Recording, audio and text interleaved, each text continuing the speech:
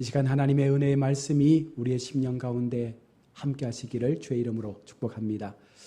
우리가 살아가면서 만남은 대단히 중요한 하나의 복이라고 생각합니다. 누구를 만나느냐에 따라서 그 인생이 행복할 수도 있고 또 누구를 만나느냐에 따라서 그 인생이 불행할 수도 있습니다. 좋은 부모, 좋은 교사, 좋은 스승, 좋은 배우자, 좋은 이웃 등을 만나는 것은 어쩌면 인생에서 큰 복이라고 말할 수가 있는 것입니다. 특별히 우리가 종교에서도 내가 어떤 종교적인 지도자를 만나느냐가 우리의 영적 어떤 삶을 움직일 수 있기 때문에 그것조차도 우리는 분명하게 잘 선택을 해야 합니다. 어느 시대고 잘못된 거짓 교사들이 늘 활동을 해왔습니다. 교회 역사는요, 달리 말하면 이단과 거짓 교사에 대항해서 교회가 싸워왔던 역사이기도 하죠. 이미 예수님 시대에는요, 당대 최고의 종교 지도자였던 민족의 영적 리더들인 대제사장들과 또 바리새인들이 예수님을 대적했습니다. 하나님을 믿는 가장 높은 위치에 있는 그들이 하나님을 대적한 것입니다. 사도 바울을 비롯한 사도들과 초대교회는요, 율법주의 복음 전도자들과 다른 복음을 전하는 정체를 알 수 없는 전도자들을 가리켜서 뭐라고 말하고 있냐면 거짓 교사들이라고 그렇게 표현을 하고 있습니다. 이후로도 교회는요, 크고 작은 이단과 사이비들과 거짓 교사들의 무리에 맞서서 사도신경을 기반해서 신앙 고백들과 교리들을 확정하며 교회의 순결성과 그 진리를 지키기 위해서 지금까지 영적인 싸움을 해오고 있는 것입니다. 그래서 오늘 성경은 우리에게 거짓 교사를 경계하라, 거짓 교사를 주의하라 라고 말씀을 하고 있는 것입니다. 오늘 본문 역시 같은 맥락에서 주님께서 주시는 경고의 말씀입니다. 특별히 이 본문은 우리가 지난 수요일 살펴본 좁은 문에 대한 말씀 바로 뒤에 이제 위치를 하고 있다는 것입니다. 왜 좁은 문 뒤에 거짓 교사에 대한 경고를 철로 역정해서 말씀을 하고 있는 것일까요? 그것은 좁은 문으로 들어가지 않아도 괜찮다라고 말하는 거짓 교사들이 너무나 세상 가운데 많다는 거예요. 넓은 길로 가도 구원이 있다. 다른 길로 가도 구원은 충분히 얻을 수 있다라고 말하는 거짓 교사들이 세상 가운데 너무나 많이 넘쳐난다는 것입니다. 그래서 좁은 문으로 가는 그 길을 선택하는 우리가 좁은 문을 통과하고 그 이후에 좁은 길을 갈 때에 수많은 사람들을 만나게 될 텐데 그 만남 속에서 우리가 참 목자와 거짓 목자, 참 교사와 거짓 교사를 구분할 수 있는 영적인 눈을 뜨지 않는다면 우리는 좁은 길을 가는 과정 속에서도 분명 낙오할 수도 있다라고 경고하고 있는 것입니다. 자, 그런데 중요한 것은 누가 거짓 교사인지 잘 알지 못한다는 거예요. 겉모습만 봐서는 그냥 단순히 말씀만 들어서는 그가 거짓 교사인지 참 교사인지를 알지 못합니다. 그들을 분별해내는 것이 쉽지 않습니다. 거짓 교사들을 참 교사들 사이에서 분별하는 것은요, 굉장한 훈련이 필요합니다. 그래서 하나님은 날마다 우리에게 말씀을 하시는 거예요. 성경이라는 말씀의 그 기준 속에서 내가 지금 만나고 듣고 섬기는 교회 속에 영적 지도자들이 과연 하나님 앞에 바른 진리를 선포하고 있는지를 우리가 분별할 수 있는 영적 눈을 가져야 한다는 것입니다. 오늘 본문 마태복음 7장 15절에서도 주님은 그들을 삼가하라라고 말씀을 하시면서 그들이 우리에게 올 때 거짓 선지자, 거짓 교사라고 말하지 않는다는 것입니다. 오히려 뭐라고 말하는 거예요? 양의 옷을 입고 너희에게 나온다는 거예요. 외형적인 모습은 그들의 따뜻한 말 한마디 한마디는 어쩌면 양의 탈을 쓴 모습으로 우리 가운데 찾아오기 때문에 우리가 분별하지 못하면 쉽게 넘어갈 수밖에 없는 것입니다. 언뜻 봐서는 구분이 어려운 그 두 부류를 어떻게 우리가 구분할 수 있습니까? 또 하나 이 사람들을 우리가 구분할 수 없는 어려운 이유가 우리들 자신이 하나님의 말씀에 너무나 무지하기 때문에 그렇다는 것입니다. 성경의 거짓 교사에 대해서 말씀해 주시는 경고와 분별의 말씀에 대해서 우리가 너무나 그 지식이 우둔하기 때문에 그것을 잘 깨닫지 못해요. 조금만 성경의 말씀에 비유를 덧해서 무언가 말하면 그것이 진리인 것처럼 믿어버리는 우리의 그 삶의 얇은 그 성경 지식 때문에 우리는 결국은 잘못된 길을 선택할 때가 많습니다. 그래서 여러분, 우리가 영적인 분별을 알기 위해서는요, 요한일서를 정독하시면 됩니다. 요한일서의 말씀 속에 세상의 온전한 영을 분별할 수 있는 그 진리를 우리 가운데 가르쳐주고 있기 때문입니다. 우리 신앙생활의 기준이 당연히 말씀이 되어야 되고 성경이 되어야 된다는 말씀을 우리가 늘 들으면서 살아왔습니다. 오늘 철로역정의 내용에서 참목자는 어떤 모습이며 어떤 사람이어야 하는지에 대해서 말씀을 우리 가운데 전하고 있습니다.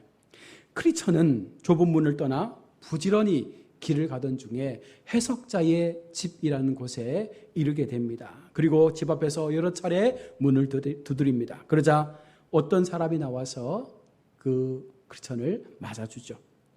크리처는 나는 이 댁의 주인을 잘 알고 있는 분의 소개를 받고 이곳에 왔습니다. 주인을 만나게 해달라고 이야기합니다. 그러자 문지기가 주인을 부르고 주인은 크리처를 만나게 됩니다. 이 집의 주인은 해석자라는 이름을 가지고 있는 분인데 그는 크리처의 이야기를 듣고는 집 안으로 그를 불러들였습니다. 크리처를 들어오게 한 해석자는 그에게 도움이 될 만한 것들에 대해서 몇 가지 보여주겠다라고 말을 하면서 집안 어디론가 향했습니다. 어느 비밀스럽게 보이는 방 앞에 서서 따라오게 한 하인에게 방의 문을 열게 했고 하인이 방의 문을 열자 크리처의 눈에는요 커다란 초상화 하나가 눈에 탁 들어오게 됩니다. 이 초상화는 한 사람을 주인공으로 그려놓은 그림입니다. 그의 두 눈은 하늘을 향해 올려다보고 있었고 아주 훌륭해 보이는 책을 한 손에 들고 있습니다. 입술 위에는 진리의 법칙들이 쓰여 있었고 그의 등 뒤에는 지구와 온 세계가 펼쳐져 있습니다. 또한 그의 머리에는 황금 면류관이 쓰여져 있었고 그는 마치 세상의 수많은 사람에게 무언가 간절히 탄원하는 듯한 모습으로 서 있는 모습의 초상화입니다.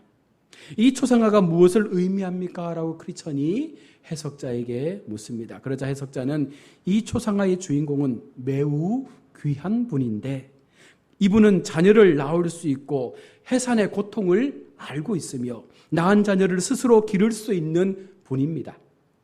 또한 하늘을 올려다보며 가장 귀한 책을 손에 들고 있고 입술 위에 진리의 법칙이 쓰여 있는 것은 이분은 참된 진리가 무엇인지 알기 때문에 세상의 어두운 면을 밝혀내어 죄인들 앞에 그것을 설명해 줄 수 있는 분입니다라고 이야기를 해 주었습니다. 또한 이분은 주님을 너무나 사랑했기 때문에 주님의 이름으로 한 영혼이라도 얻기 위해서 사람들에게 복음을 전하고 그들을 구원으로 인도하고자 생명을 바칠 수 있는 분이다라고 이야기합니다. 세상을 뒤로하고 하나님만을 바라봄으로써 또한 그의 수고와 헌신에 만족하신 하나님께서 그에게 생명의 면류관을 씌워주셨다라고 해석자는 그에 대한 말씀을 해주고 있습니다. 자, 이 그림을 크리처에게 먼저 보여준 이유가 무엇입니까? 앞으로 그의 여행 속에서 마치 바른 길을 인도하는 것처럼 참목자를 사칭하고 크리처 앞으로 다가오는 많은 영적 지도자들을 만날 때에 지금 보여준 이 그림의 초상화의 내용의 그 목자를 만나라는 그런 의미에서 지금 해석자는요 크리처에게 이 그림을 보여주고 있는 것입니다.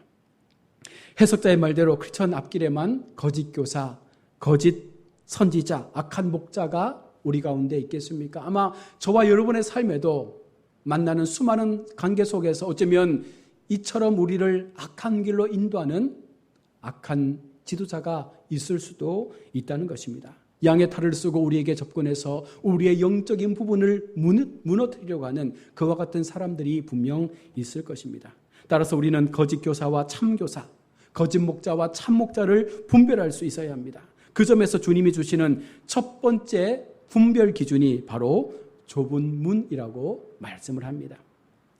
철력정을 통해서 계속해서 좁은 문을 강조했던 것은 좁은 문이야말로 가장 중요한 참 신앙과 참 가르침의 결정적인 증거이기 때문에 그렇다는 것이죠. 오늘날 많은 교회 지도자들이 이 좁은 문에 대한 메시지를 잘 전하려고 하지 않습니다. 왜 그렇습니까? 그저 교회에 다니고 예배 잘 드리고 배운 찬송 크게 소리내어 따라 부르고 열심히 예수 잘 믿으면 구원받는다라고 편하게 예수 믿을 수 있는 방법에 대해서만 가르치죠. 예수를 믿는 것이 우리 가운데 고난이 있음을, 예수 믿는 것이 좁은 문을 통과해야 되는 아픔이 있음을 아무도 잘 전하려고 하지 않습니다. 왜냐하면 현대인들은 그런 어려운 것들을 받아들이고 싶지 않습니다. 이왕이면 종교라는 부분도 좀 쉽게 편하게 위로받고 싶고 그와 같은 상황 속에서 좀 더 편안하게 그 믿음의 길을 걸어가고 싶어 한다는 것입니다. 그래서 그들의 니들을 충족하기 위해서 수많은 말씀의 증거자들이 그들을 교회 속으로 부르기 위해서 너무나 편한 복음만을 전하고 있는 것입니다. 여러분, 이렇게 편하게 가르치는 복음은요, 어떻게 보면 자기 선행과 공로에 대한 강조이지 진정한 구원에 대한 가르침이 결코 아니라는 거예요. 편히 예수 믿을 수 있는 것 너무나 좋은 신앙 같습니다. 그러나 그렇게 편하게 예수 믿다 보면 어느 순간 우리의 영적인 부분들이 도태될 수밖에 없고 그 영혼은 병들 수밖에 없는 것입니다. 성경 어디에도 그렇게 예수를 믿으면 구원받는다라고 가르치지 않고 있습니다. 하나님께서는요, 구원의 길로 가는 그 첫 관문을 좁은 문이라 말씀하시며 그 좁은 문을 세워놓으셨습니다. 이 좁은 문은 구원을 향해 거쳐가야 되는 가장 첫 번째 1단계의 관문입니다. 좁은 문은 곧 예수 그리스도이시기 때문입니다. 좁은 문을 통과했다는 것은 예수 그리스도를 구세주로 믿고 붙잡았다는 것을 의미하는 것이기도 합니다. 이것이 바로 그가 그리스도인이 되었다라는 기초적인 가장 첫 번째 증거이기 때문에 그런 것이죠. 그래서 우리가 예수를 믿으면서 십자가를 선택하지 않는 것은, 십자가의 길을 가지 않겠노라고 말하는 것은 결국은 올바른 성도의 삶이 아님을 성경은 분명히 우리 가운데 경고하고 있습니다. 자, 그런데 안타깝게도 아직까지도 크리스천은요, 자신의 등에 짊어진 그 무거운 등짐을 내려놓지 못하고 있습니다. 왜 벗겨내지 못했을까요? 좁은 문을 통과한다는 것은 구원의 관문을 통과하여 본격적인 구원의 여정을 시작하는 것뿐이지 그 구원이 완성되었다는 것을 말하고 있지 않습니다. 그래서 그 여정을 온전하게 걸어가서 마지막 주님 앞에 서는 그 시간까지는 그 등의 짐을 짊어지고 그 좁은 길을 계속해서 걸어가야 합니다. 즉 구원받은 성도들에게 여전히 죄의 문제는 완전하게 해결되지 않은 상태입니다. 그것을 여러분 분명하게 우리가 기억해야 되죠. 물론 예수를 믿음으로 우리의 모든 죄가 사함받고 용서받았습니다. 그러나 인생의 걸음 속에서 우리는 수많은 또한 죄와의 싸움 속에서 우리의 영적 그런 어떤 갈등들이 일어나게 되는 것입니다.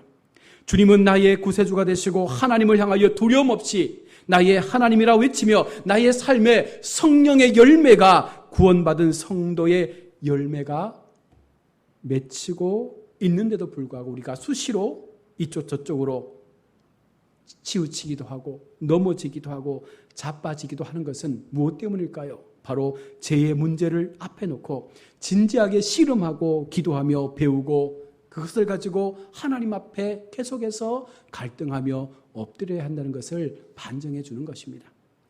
정리하면 좁은 문이 제 책에서 해방되어 예수 그리스도를 믿는 믿음으로 인해서 의롭다, 인정받았다 하는 단계라면 이제 더 나아가 구원의 동산, 죄의 짐이 벗어지는 것은요, 죄의 올무에서 해방되는 단계죠. 이것은 온전하신 주님을 우리가 만날 때에 완벽하게 이루어지는 것입니다. 그래서 우리는 아직 크리스천이 도달하지 못한 그 구원의 동산까지 함께 나아가야 합니다.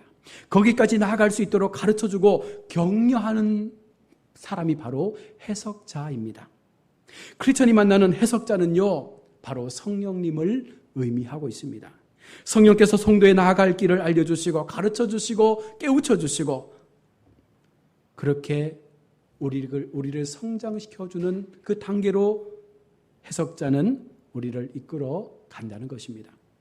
신앙생활 별거 있어 하나님께 열심히 잘 달려가기만 하면 되지 뭐라고 생각했다면 그것은요 참 잘못된 생각이에요. 성령의 인도 없이 성령 하나님의 동행하심 없이 우리가 결국 그 길을 온전히 나의 힘으로는 걸어갈 수 없는 길임을 우리는 분명 기억해야 합니다. 바로 그런 생각이요 한국교회의 수많은 영혼들을 이단과 사이비로 이끌어내었던 것입니다. 성령님은요 단순히 우리에게 오셔서 예배에 잘 참석하고 부지런히 교회 일 잘하고 할렐루야 아멘 하면서 그렇게 우리가 일상의 삶에서 순간순간 짧은 시간 하나님 앞에 나와 그렇게 우리의 삶을 고백하도록 그렇게 우리를 인도하시지 않는다는 거예요. 우리의 전인격 속에서 우리의 삶의 모든 시간들이 어쩌면 온전한 예배자의 삶을 통해서 교회에서의 뿐만 아니라 우리의 삶의 시간 속에서 우리의 가정에서 우리의 일터에서 우리의 삶의 장소가 어디든지 그곳에서 하나님께서 함께하여 주시는 그 은혜로운 걸음들을 걸어가므로 그 속에서도 여전히 하나님의 능력이 임할 수 있는 하나님의 그 은혜를 노래하며 찬양할 수 있는 모든 삶이 예배의 삶이 될 수 있는 그와 같은 삶을 살아내는 것이 바로 성령께서 인도하시는 삶의 모습이라는 것입니다.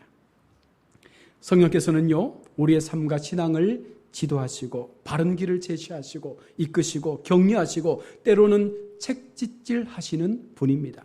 그래서 우리 기독교 신앙은요 교리에 대해서 하나님의 말씀에 대해서 그 설교를 통해서 그것을 계속해서 배워가는 것이죠. 계속되는 말씀의 훈련과 그 말씀의 진리를 우리가 깨우치는 과정 속에서 점점 더 우리가 영적으로 성장해 가는 것입니다. 바르게 배우고 바르게 깨닫고 바르게 사는 것이야말로 성도의 가장 큰 특권이라고 가장 큰 영광이라고 성경은 우리 가운데 말씀을 하는 것입니다. 예배 참석하고 말씀 배우는 것은요 의무가 아니라 여러분 특권임을 명심해야 합니다. 내가 하나님 앞에 예배함으로 하나님의 주시는 그 말씀을 듣고 그 말씀의 들음 속에서 깨달아지는 그 모든 은혜가 여러분 특권임을 기억해야 합니다. 아무나에게 주시는 것이 아닙니다. 예수 믿는 사람, 성령의 인도하심을 따라 하나님 앞에 예배자로 이곳에 세워진 사람들, 하나님을 예배하는 사람들에게만 주어진 하나님의 특별한 은혜임을 기억한다면 우리가요 하나님 앞에 예배하는 시간, 말씀 앞에 세워진 우리 자신의 삶을 고백하는 그와 같은 삶의 시간들을 허투루 보낼 수가 없는 것입니다. 자, 그렇다면 성령님인 해석자가 크리스천에게 보여주는 그 초상화의 의미가 무엇일까요? 이 초상화 속의 인물이 누구일까요? 그것을 철로역정에서는요 목회자라고 말씀을 합니다. 성령께서는 그리스도인을 목회자에게 이끄십니다. 초상화 속 인물을 묘사하는 한 가지가 바로 목회자가 어떤 사람인지를 여러분 잘 구분해서 초상화 속에 보여지는 그와 같은 목회자를 만날 수 있는 그와 같은 선택을 하라라고 이야기하고 있는 것이죠. 바꿔 말해서 이런 목회자가 아니라면 오늘 본문에서 말씀하고 있는 거짓 목자, 거짓 선지자, 거짓 교사일 가능성이 높기 때문에 우리가 좀 더 세밀하게 이런 부분들을 살펴서 나를 영적으로 인도할 수 있는 참 목자를 만나야 한다는 것입니다. 참 목자에 대한 바른 이해로서 악한 목자, 거짓 목자를 우리가 구분할 수 있는데요. 무엇보다도 우리가 그 구분할 수 있는 가장 좋은 방법은 열매로서 어떤 목자가 좋은 목자인지를 구별할 수 있습니다. 좋은 열매인지 나쁜 열매인지를 보면 그가 좋은 나무인지 나쁜 나무인지를 알 수 있다라고 오늘 성경은 말씀을 하고 있습니다. 나쁜 나무, 즉 좋은 열매를 맺지 않는 나무는요 찍혀 불에 던져질 것이며 그 나무를 좋은 나무인 줄 알고 따라갔던 성도들 역시 어떻게 되겠습니까? 똑같이 찍혀서 불에 던져지게 되는 결말을 맞게 되는 거예요. 그래서 우리가 어떤 목회자를 만나느냐가 어쩌면 나의 인생의 마지막 순간을 결정할 수 있는 너무나 중요한 요소가 되기 때문에 여러분 좋은 교회를 선택해야 되고 좋은 목자를 선택해야 되고 나에게 참된 진리를 증거하는 참 목자를 만나는 것이 내 인생의 큰 복이 된다라고 말씀을 하는 것입니다. 여러분 목회자가 맺어야 될 열매가 무엇입니까? 해석자가 보여준 그림을 통해서 이해할 수 있는데요. 먼저 그는 매우 신중해야 합니다. 그림 속 인물은요, 신중하고 진지한 모습을 하고 있다라고 표현했습니다. 가볍고 천박하고 웃은 농담이나 하면서 성도들을 즐겁게 하는 그런 목회자가 아니라, 여러분, 참된 열매를 맺기 위해서 날마다 진지하게 말씀에 매여서 말씀을 훈련하고 말씀을 준비하며 좋은 생명의 양식을 먹이기 위해서 노력할 수 있는 그와 같은 목회자를 만나야 합니다. 히브리서 13장 17절은 말합니다. 그들은 너희의 영혼을 위하여 경성하기를 자신들이 청산할 자인 것 같이 하느니라. 날마다 경성하여 깨어있어서 바로 건강한 교회, 건강한 성도를 세우기 위한 그 삶을 준비할 수 있는 목회자가 되어야 합니다. 둘째로 그림 속 사람은요, 하늘을 바라보고 있다라고 말합니다. 이것은 골로새서 3장 1절의 말씀처럼 위의 것을 찾으라고 명령하는 것과 같은 의미입니다. 세상 것을 좋아하거나 세상적인 활동에 남의 이목이나 인정이나 높은 자리를 탐하는 사람은 참 목자일 가능성이 없다는 거예요. 오직 하나님 중심, 말씀 중심, 교회 중심, 성도들을 살필 수 있는 마음을 통해서 날마다 그들을 품고 기도할 수 있는, 오직 하늘을 바라보며 하나님의 그 약속하신 상급을 기억하며 살아가는 목자가 참 목자가 된다는 것이죠. 세 번째로 참 목자는요, 한 권의 책을 소중하게 여기는 사람입니다. 여기서 말씀하고 있는 가장 소중하고 귀한 책이 무엇입니까? 바로 성경, 하나님의 말씀이죠. 세상 가운데 아무리 좋은 베스트셀러의 책들이 나온다 할지라도 성경과 견줄 수가 없는 것입니다. 철로역정이 아무리 세계적인 베스트셀러이며 또한 사랑받는 청교도 목사인 존 버년의 책이라 한들 성경을 대신할 수가 없지 않습니까? 철로역정은 성경을 가리키는 하나의 손가락에 불과한 것입니다. 여러분을 지도하는 목회자들이 철로역정을 쓴 존 버년 목사님만큼의 성경에 대한 지독한 탐구열과 해박한 지식을 쌓도록 여러분 기도해 주셔야 되는 거예요. 목회자가 영적으로 살아나도록 말씀에 더 풍성한 모습들을 갖출 수 있도록 성도가 기도할 때 바로 그와 같은 목회자를 통하여 더 건강한 교회의 모델이 세워지게 되는 줄로 믿습니다. 네 번째로 그림 속의 사람은요, 입술에 진리의 법칙들이 쓰여 있다라고 말했습니다. 이 진리는요, 구원과 생명에 대한 교훈과 법칙을 의미합니다. 하나님의 말씀인 성경에서 비롯된 진리의 규례와 율법을 이야기하죠. 이 진리는 일부분만 제시되어서도 안 되는 것이며 좋은 것만 간추려서 전달되어도 안 된다라고 말합니다. 하나님께서 성경에 펼쳐주신 이 진리는요, 천국과 지옥, 의와 사망, 죄와 생명, 하나님의 진노, 하나님의 사랑, 하나님의 용서와 심판이 가감없이 모든 영역에 대하여 다 성도를 향하여 선포되어져야 될 말씀이라고 이야기합니다. 지옥과 죄, 하나님의 진노와 심판 역시 진리의 법칙에 포함된 내용임에도 불구하고 오늘날 교회 강단에서 이와 같은 우리의 마음을 불편하게 하는 지옥에 대한 메시지, 심판에 대한 메시지가 잘 전달되지 않습니다. 한가득 미소만 띄운 채 하나님의 사랑, 하나님의 은혜, 하나님의 용서, 하나님의 축복만을 쏟아내고 있는 오늘날 강단 속에 여러분, 우리가 경계해야 될 것이 무엇입니까? 어느 한 부분만을 가지고 이것이 말씀이라고 하는 것이 아니라 성경 전체의 모든 말씀을 다 하나님의 말씀이라고 전할 수 있는 강단이 가장 귀하고 아름다운 강단이 되어지는 줄로 믿습니다. 다섯 번째로 그림 속의 사람은요, 세상과 등지고 있다라고 말합니다. 참 목자는요, 탐욕과 세상에 대한 사랑과 하나님과 관계없는 목회 성공에 대한 야망에서부터 벗어나야 한다는 거예요. 좀 불편하게 들릴 수도 있겠지만 교회를 크게 키우는 것 물론 필요할 수 있습니다. 교회를 더 화려하게 세우는 것 물론 중요할 수 있습니다. 그러나 무엇보다 중요한 것은 바로 그 속에 속해 있는 성도 개개인들이 정말 하나님 앞에 거룩한 예배자로, 거룩한 성전으로 그들의 삶이 하나님 앞에 거룩하게 예배자로 세워져 가는지를 살피지 못한 채 외형만을 키운다면 그것은 결국 하나님 앞에 아무런 의미가 없게 되는 것입니다. 목회 성공은요, 한 영혼이 하나님 앞에 생명으로 돌아와서 그 영혼이 하나님의 복음으로 살아낼 수 있도록 키워가는 것, 이것이 어쩌면 가장 진정한 목회 성공의 모습이 아니겠습니까? 입으로는 아니라고 하지만 그들의 삶은요, 그들이 세상을 등지고 있는지 세상을 끌어안고 있는지를 분명하게 우리 가운데 보여주는 거예요. 목회자들의 삶을 한번 살펴보십시오. 세상의 즐거움을 포기하지 않으면 참 목자가 될 수 없다라고 말씀했습니다. 여기에는요, 어쩌면 좋은 집, 좋은 차, 좋은 대우, 좋은 옷, 좋은 음식, 좋은 평판, 또 목회자가 아닌 것에 대한 지나친 탐닉들도 다 포함이 되죠. 그렇다고 목회자가 여가 생활을 누리지 말라는 것이 아닙니다. 무엇보다도 중요한 우선순위가 무엇인가를 분명하게 구분할 줄 아는 그런 목회자가 되어야 한다는 것입니다. 그러하기에 성도들은요, 날마다 그런 목회자가 내가 섬기는 교회의 목회자가 될 수 있도록 날마다 기도해야 한다는 것이죠. 오늘 목사님이 말씀합니다. 성도들의 영성은 담임 목사의 영성을 뛰어넘을 수 없다고 했습니다. 달리 말하면 담임 목사님의 영성은요, 성도들의 기도를 통해서 세워지는 거예요.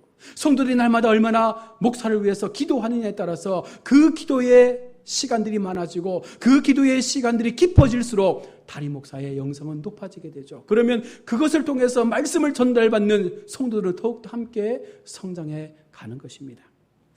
여섯 번째 그림 속의 사람은요, 머리에 황금 면류관을 쓰고 있습니다.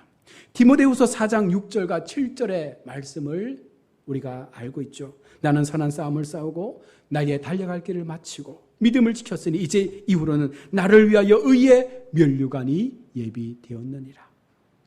그 상급이 온 세상의 즐거움보다 더 큰 진주임을 알고 그것을 향해서 나아갈 수 있는 목회자가 되어야 한다는 것입니다. 일곱 번째로 그림 속의 사람은요, 자녀를 낳을 수 있고 해산의 고통을 알고 낳은 자녀를 기를 수 있는 분이라고 말합니다.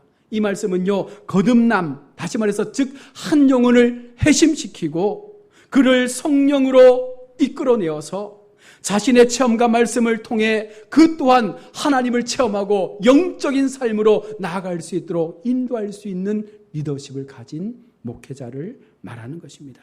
한 영혼이 거듭날 수 있도록, 한 생명이 하나님의 영원한 나라로 나아갈 수 있도록 그를 온전히 품고 기도할 수 있는 그와 같은 목회자가 진정한 목회자임을 말하고 있는 것입니다. 다시 말해서 해산하는 고통의 수고와 영광을 아는 자죠. 한 영혼을 하나님의 생명으로 잉태하는 것이 얼마나 힘든 고통인지를 알기 때문에 그 고통을 인내해가며 그 영혼을 살리기 위해서 날마다 눈물로 기도하고 몸부림치며 하나님 앞에 그 영혼을 붙잡고 기도할 수 있는 목회자가 되어야 한다는 것입니다. 이런 참 목자를 만나는 것이 얼마나 큰 복인지 성경은 말씀을 합니다. 주님께서는요, 마태복음 7장 18절로 19절에서 아름다운 열매를 우리에게 말씀했습니다. 이 아름다운 열매는 구원받은 성도들을 이야기합니다. 여러분 구분해 보십시오. 교회 나온 모든 사람이 아니라 육을 따라 살면서 사망으로 가던 사람을 예수 그리스도를 주로 고백하고 십자가의 사건으로 인해서 참 거듭난 구원받은 성도들, 바로 이것이 오늘 본문에서 말씀하고 있는 열매라고 말씀을 하고 있습니다. 거듭난 자들만이 아름다운 열매가 될 수 있습니다. 아름다운 열매를 맺는 참 목자가 여러분의 목자이기를 원한다면 여러분 어떻게 해야 되겠습니까?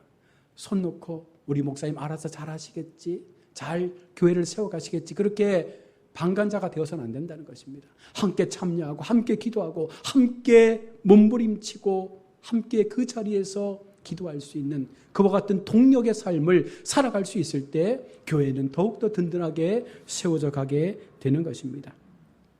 히브리서 13장 7절의 말씀을 읽으면서 오늘 말씀을 맺으려고 합니다.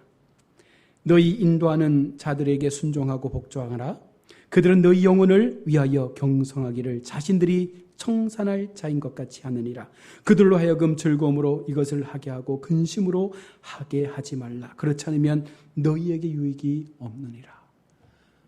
목회자가, 영적 리더십을 가진 자가, 말씀을 가르치는 자가 근심으로 그 모든 일을 행하면 여러분 그 손해가 나에게 온다는 거예요. 그러함으로 우리가 좀 더 인도자들에게 순종하고 복종하고 그들의 삶이 더욱더 하나님 앞에 온전하게 세워져 갈 수 있도록 도움을 줄 수 있는 그와 같은 성도가 많아진다면 아마 그런 교회는요 훨씬 더 하나님 앞에 놀라운 일들을 감당하는 그런 교회로 세워지게 되는 줄로 믿습니다.